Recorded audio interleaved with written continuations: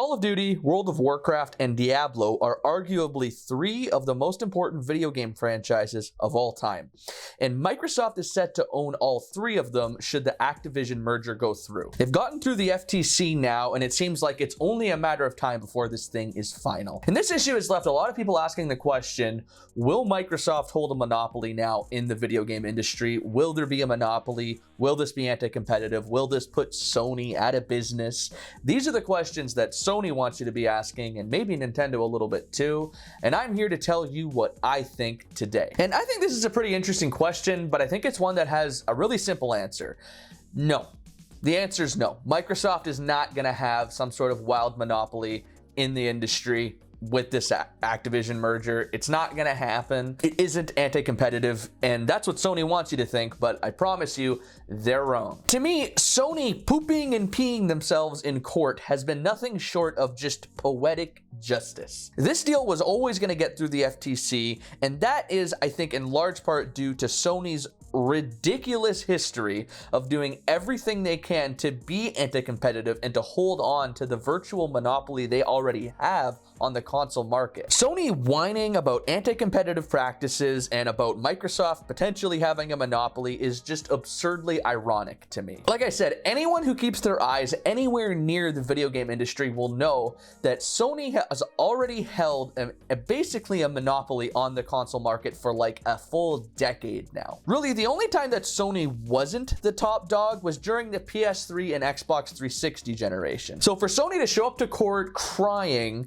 because Microsoft might be positioned to simply take back the lead they once had, I'm laughing at him, man. I'm giggling. It's comedy hour with Sony in court. It's like going to the comedy club and fucking watching a comedian on the stage. It's ridiculous. It seems like the primary thing that Sony has been complaining about is the fact that Microsoft is potentially going to be able to make Call of Duty a console exclusive. The problem is that Sony has been the king of exclusive games for 10 years. They do everything they can to keep their games console exclusive to PlayStation, only bending the knee for certain games to PC gamers years after the titles come out. And that's just to juice a little bit more cash out of their games. And that is if we're lucky. Like, where is the Bloodborne PC port?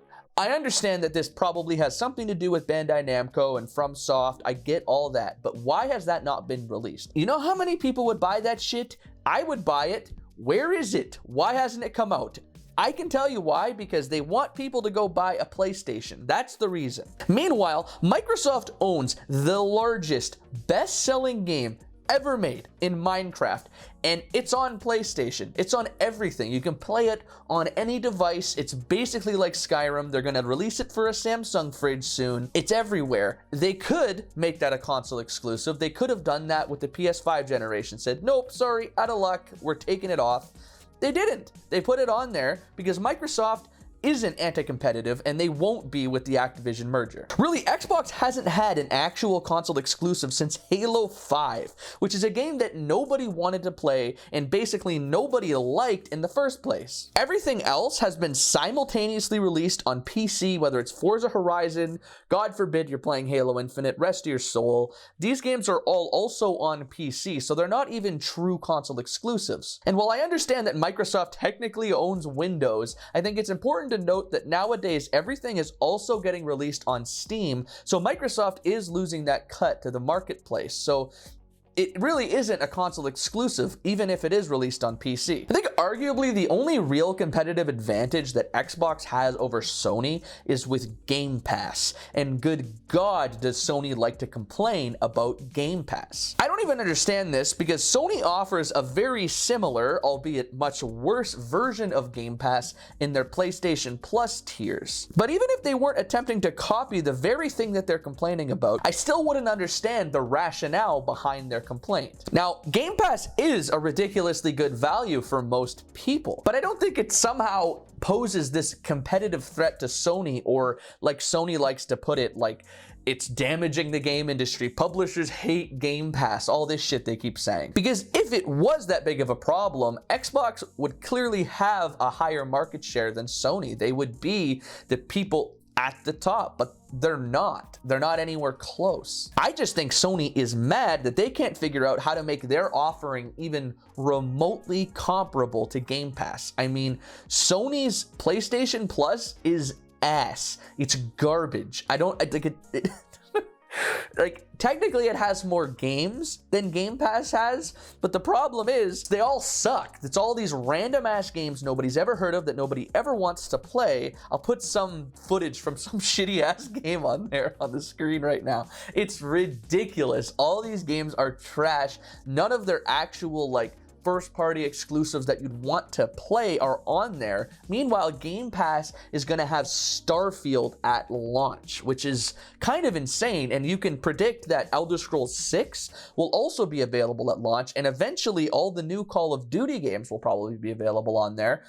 So yeah, I think Sony's just pissed that their shit sucks ass, and Microsoft is kind of actually doing good there. So we've established that Sony does everything they can to stifle their competition. Sony hates competition, and I'm going to give you a few more examples of this now. I think the most blatantly obvious example of this was their ridiculously stubborn battle against cross-platform gaming. To me, cross-platform gaming has been a breath of fresh air in an industry that is otherwise kind of littered with anti-consumer practices. The fact that now you can play most games with anyone on any console is actually kind of incredible, and it's a dream come true for people like me who grew up in like the Xbox 360 era, where it was like nobody had a PS3, so if you did, you were just shit out of luck. You had no friends. You were a fucking clown for having a PS3, like I did for a while. So I think it's awesome that we can finally have this great ecosystem where everyone can play, and it's great. But Sony hates this. They're seething. They're pissing their pants over this, and it's actually funny how long it took them to get on board with this. Sony was by far the last company that made this leap, and the reason is obvious. Sony wants people to stay on PlayStation. PlayStation has this monopoly. They've got all these people playing on their console, by far the most. And if you can go buy an Xbox and still play with everyone on PlayStation, it removes a little bit of that incentive to stay on the platform. Sony was so against cross-platform gaming that it took them a full calendar year to implement cross-platform gaming. Then Nintendo, of all companies, if you're doing worse than Nintendo with anything related to anything, but especially multiplayer, anything related to multiplayer, you are dogging it, bro. What? Like,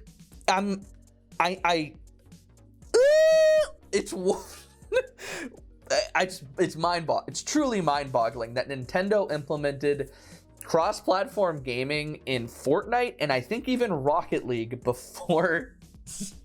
It's like, what the fuck? Nintendo, man, they have friend codes, and you're like, listen, I gotta relax. But it's just, if you're behind Nintendo on anything, I'm sorry, but like, it's time to just give it up, Sony. But it actually somehow gets worse from there. Sony has pulled out all the stops in Japan to prevent the Xbox from growing in popularity there.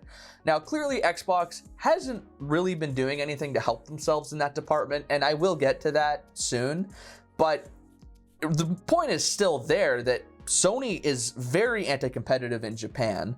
They obviously have a monopoly there. It's so much so that members of the US Congress are accusing them of discriminatory trade practices. In a statement they wrote to the US Secretary of Commerce, they alleged that Microsoft had obtained a negligible 2% share of the high-end console market since it began selling in Japan in 2002. The lawmakers suggest that the 20-year failure to make inroads in Japan resulted in part from Sony's strategy of systematically negotiating to make popular third-party games PlayStation exclusive and paying to keep content off Microsoft consoles. Like I said, Microsoft isn't doing anything to help themselves. They have been absolutely pooping the bed lately on making any ground and even getting people to buy consoles in the USA. But the fact that this is an actual problem, that they're doing this in Japan, it's like, Sony's a Japanese company, right?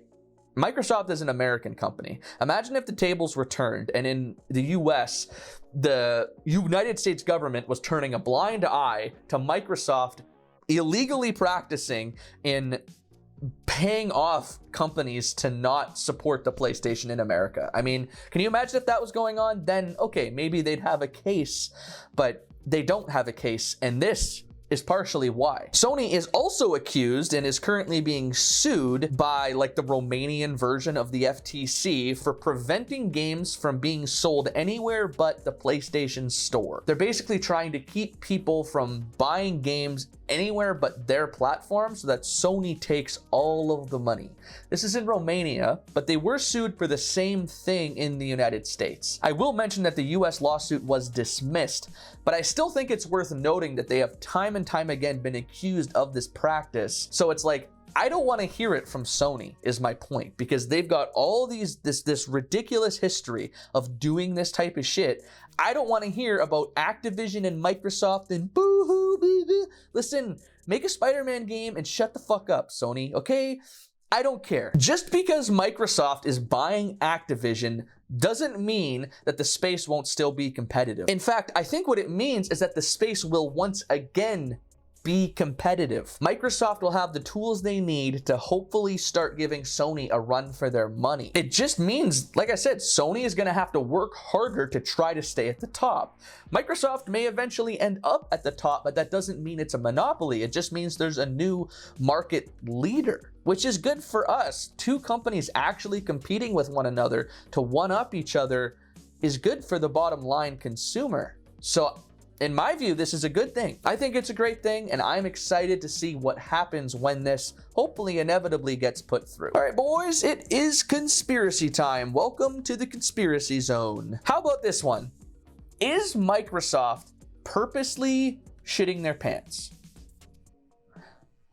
Is Microsoft purposely making bad decisions and making bad games? Are they intentionally being a trash company for the sake of building up a monopoly? Because that would have to be what is going on for this to even remotely be an argument. I mean, Xbox has been utter trash for like 10 full years, okay? Other than Forza, I can't think of a single decent game that has been an Xbox exclusive for a decade. If you've watched some of my other videos, you might know that I absolutely hate what Xbox has done to Halo, what 343 has done to Halo. I think it's a tragedy, frankly. But besides this, they've also done virtually nothing with any of their other IPs. They haven't created any new ones or made any decent attempt at getting anything console exclusive that is remotely good in any way. Besides Forza, I think the best actual console exclusive that Xbox has had was Sunset Overdrive, which is a game that, while I understand people like, it wasn't popular at all. Not compared to Spider-Man and God of War anyway. They did make Gears of War 4 and Gears 5, but neither of those games did anywhere near as well as the games that came before it. Fable has been dead for longer than the average gamer has been alive, probably. And what the hell is Grounded? Remember this game? Grounded? Honey, I Shrank the Kids head-ass game. You're gonna need to do better than that when your competition is Spider-Man, God of War, Uncharted, Horizon Forbidden Cox. Like, you're gonna have to do better than that with the competition being that good. And even though they have Starfield coming to Xbox in less than 2 months now, it's 30 FPS on Xbox. 30 frames. In 2023, the first awesome, should be awesome, hopefully is awesome, console exclusive to Xbox is running at 30 frames, even on Series X. I could go on and on, there's more examples, but the point is obvious. Xbox has been garbage for 10 years. Is it intentional? I mean, simple question, just think about it. Think about what that would mean. Phil Spencer and company is like, well, let's just absolutely screw the pooch for 10 years. You know, they had this wild, awesome success with the Xbox 360. You can imagine the money they must have got from that generation, because PlayStation 3 was really bad. It was an awful console. Think about it. They put themselves on life support. Xbox is just barely scraping by right now. But the E3 well, it's not E3 anymore, but whatever it's called, their press conference in the summer was actually really good. It looked like they have a lot of good stuff planned. Right in time for this Activision merger to hopefully go through, is Xbox just going to come out with this wave of awesome games and huge news to get people in stores buying Xboxes? That's my thought. You know, it's probably bullshit. It's probably a, you know, I'm just making shit up. I didn't even make this up, by the way. I heard about this. But I don't know. It's something to think about, right? Because I can't think of any other reason why they would have done this, why they would have just thrown away all the success they had and made no good games for 10 years. I can't think of another logical reason. So just something I wanted to share to close out the video. That's all I got. A little bit of a rambly video, a little bit of a rant. Hopefully you don't mind. I was on vacation, if anyone was wondering, you know, my massive subscriber base. If anyone was wondering where I was on vacation. I'm back now. I'm putting this video out. I got a humongous video coming out in probably a couple of weeks. Get some popcorn, you know what I'm saying? It's a big one. A lot of work's going into it, so hopefully you dig it. And yeah, we're getting back to regularly scheduled programming. So that's all I got. I hope you have a great rest of your day. Thank you so much for watching.